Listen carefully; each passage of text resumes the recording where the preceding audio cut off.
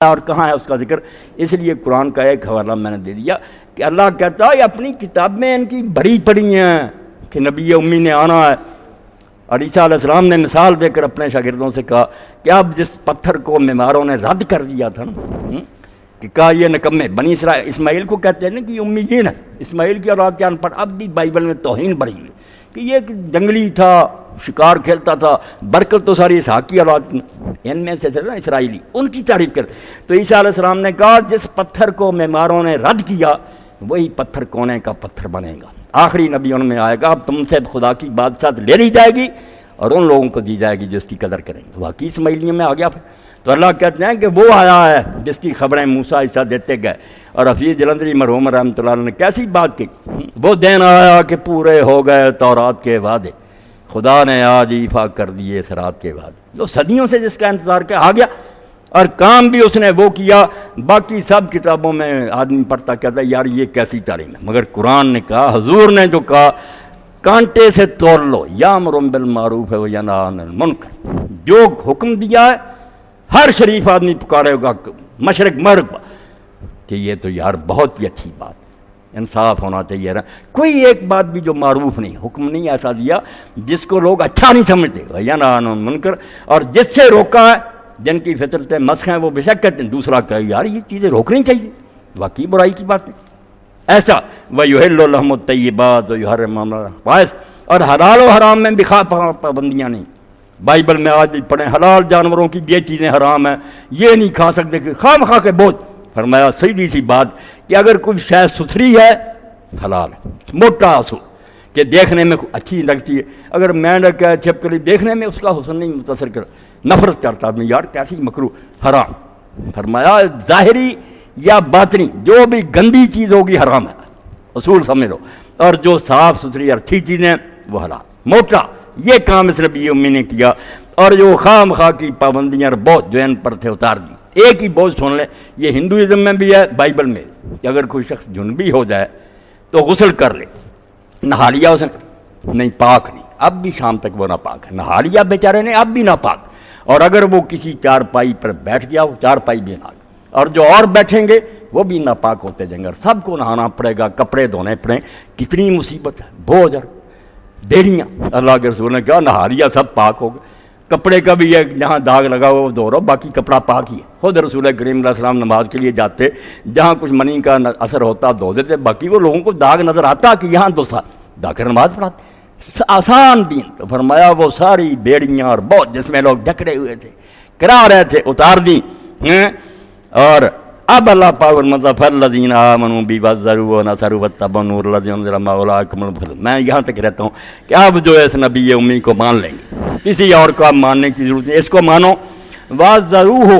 دوسری بات عزرو کے کئی معنی علماء کرتے ہیں مگر یہاں تعظیم کا معنی، کیونکہ النصرۃ و تعظیم دو معنی ہوتے ہیں. نصرت چونکہ آگے آ گئی ہے وہ الگ رکھیں مدد.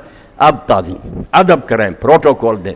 اللہ نے کہا ہے میرا رسول ہے، جب ذکر کرو نام لو ادب سے لینا، صلوات پڑھنا. اب اس لیے ریاض صاحب پڑھتے ایسا نہیں کرنا چاہیے، جب آپ کا ذکر ہے صلی اللہ علیہ وسلم کہنا چاہیے. علامہ اقبال کہتے ہیں جب بھی کوئی مسلمان بچہ میرے سامنے آتا اور کہتا محمد صاحب نے یہ فرمایا، عیسائیوں کے اثر سے ہو گئے تھے نا ایسے، تو فرمایا میں کئی دن روتا رہتا ہوں، مسلمان کا بچہ اور محمد صاحب کہتا. ہاں تو فرمایا اللہ تعالیٰ نے جو اس نبی امی کو مانیں گے وعزروہ، اس کی تعظیم کریں گے.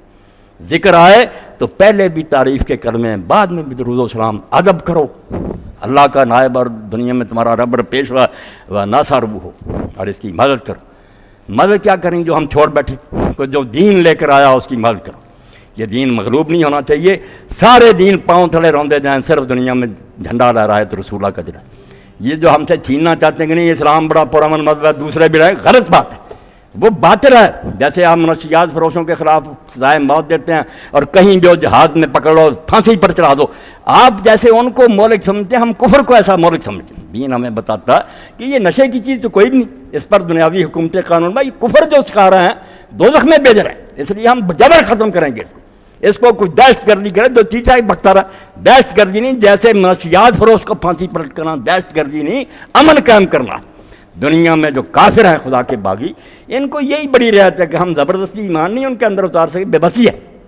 کہ اس زبان سے کہہ دیں یہ ٹھیک ہے، مگر حکومت نہیں کرنے دیں گے. صاف بات ہے، حکومت صرف اسلام کرے گا دنیا میں، اور اگر دوسرے کوئی رہیں گے بھی مصالحے ہوں گے، ہمارے ساتھ صلح کریں گے، ہمیں کھلی چھٹی دے دیں گے، تبلیغ کرو تمہارے عالم آئیں، یا یہ مانیں گے تو صلح کریں گے. مگر اگر رکاوٹ ڈالیں کہ دین نہیں ہمیں پھیلنے دیں گے، صلح بھی نہیں ہو سکتی. اب مدد کرنی ہے رسول کی کہ جو دین لے کر آئے اس کو غالب کرو. وَاتَّبَعُوا النُّورَ الَّذِي أُنزِلَ مَعَهُ، اور چلو اس روشنی کے پیچھے پیچھے جو رسول کے ساتھ اتاری کی. یہ سورہ تغابن ہے. قرآن وہ نور ہے جو رسول لے کر آئے، اور اللہ نے فرمایا اولئک هم المفلحون. بس جو یہ کریں گے نا، اب کامیابی انہی کی، وہی یہ حصہ پائیں گے، باقی سب فیل، ساری امتیں جو برباد. اب کامیاب ہونے والے صرف جو ہیں جو قرآن کے پیچھے چلیں گے اور رسول نبی امی صلی اللہ علیہ وسلم کے. اس لیے آپ نے بالکل اعلان فرمایا کہ اس اللہ کی قسم ہے جس کے ہاتھ میں میری جان ہے. صحیح مسلم ہے. جس یہودی اور عیسائی نے میرا سن لیا، وہ بش ہو یا بلیرا، اور مجھ پر ایمان نہیں لایا اور مر گیا، وہ جہنم میں جائے گا. اب نجات کوئی نہیں. رسول خدا کو پہچانو. کیوں منتیں اور سماجتیں کر رہے ہو کفار کی؟ اور مولانا مودودی رحمۃ اللہ نے کہا اب یہ معذرت پسند اٹھتے ہیں، نہیں جہاد اس لیے تھا، جزیہ اس لیے. بھائی باغیوں سے معافیاں مانگتے ہیں. حکومت کسی باغی کے لیے سزائے موت تجویز کرتی ہے، وہ معذرت کرتی ہے کہ ہم بھائی معافی مانگتے ہیں. بھائی ظالم ہے، ختم کرنا. یہ اللہ کے باغی ہیں کافر، ان سے ہم کیا منتیں کریں کہ غلام کیوں بناتے تھے؟ غلام تو بنانا چاہیے. ان کو جیلوں میں بند کریں، غلام بنائیں، ذلیل کر کے کام لیں. وہ تو روح المعانی میں علامہ محمود آلوسی فرماتے ہیں میں رو رہا ہوں کہ وقت آ گیا کہ مسلمان حکومتوں میں عیسائی افسر ہیں، اور مسلمان جا کر ان سے ہاتھ ملاتے ہیں، چومتے ہیں، ان کی خوشامدیں کرتے ہیں. اسلام تو ایک کلرک نہیں رکھنے کی اجازت ہے کہ کافر کرسی پر بیٹھا اور مسلمان درخواست لے کے جائے. اسلام کیا تھا اور کدھر کو لے جا رہا ہے؟ یہ روشن خیالی ہے. اللہ انہیں ہدایت دے. رسول کی مدد کرو، رسول کے ساتھی بنو. جو دین لایا ہے وہ اس کے جھنڈے لہرا دو پوری دنیا میں. یہ جھنڈیاں نہ لہراؤ جس کا کچھ نتیجہ نہیں. کہ اربوں روپیہ تم نے برباد کیا، ایک ادارہ ہی بنا دیتے. حضور کی سیرت کی کتابیں چھپتی، کوئی یتیم خانے ہوتے، کوئی لائبریریاں ہوتی. رسول کی مدد کرو جو صحیح ہے. غلط طریقے سے کیوں روپیہ برباد کرتے؟ کھا پی لیا. اور دوسرے فرمایا اولئک هم المفلحون. بس جو حضور کے ساتھی ہوں گے، دین کے غلبہ کے لیے کوشش کریں، کامیابی اب صرف ان کی ہے، باقی سب فیل ہے. وآخر دعوانا الحمدللہ رب العالمین. اب محترم